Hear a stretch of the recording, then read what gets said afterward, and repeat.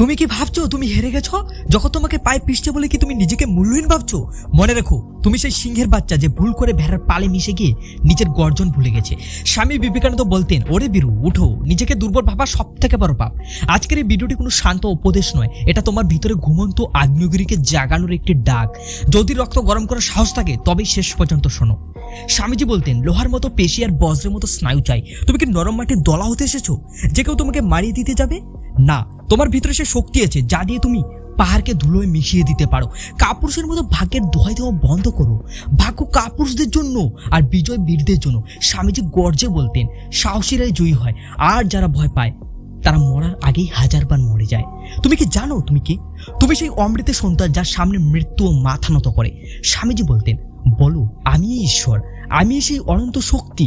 সমস্ত জগৎ তোমার হাতের তালুতে যদি তুমি নিজের উপর বিশ্বাস করো, নিজের সীমাবদ্ধতাকে লাথি মেরে ভেঙে ফেলো।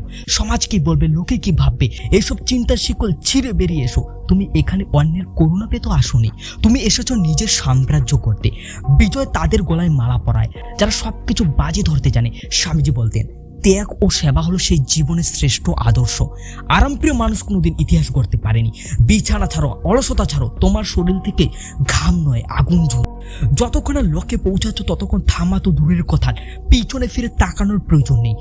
মনে রেখো, বীরভূজ্ঞ বসুন্ধরা এই পৃথিবী কেবল বীরদের জন্য। আজ থেকে নিজের মাথা নিচু করবে না, জগৎকে বুঝিয়ে দাও তুমি জেগে উঠেছো। স্বামী বিবেকানন্দের সেই কালজয়ী আহ্বান তোমার কানে নয়, তোমার আত্মায় বাজুক। উঠো, জাগো এবং লক্ষ্যে না পৌঁছানো পর্যন্ত থেমো না।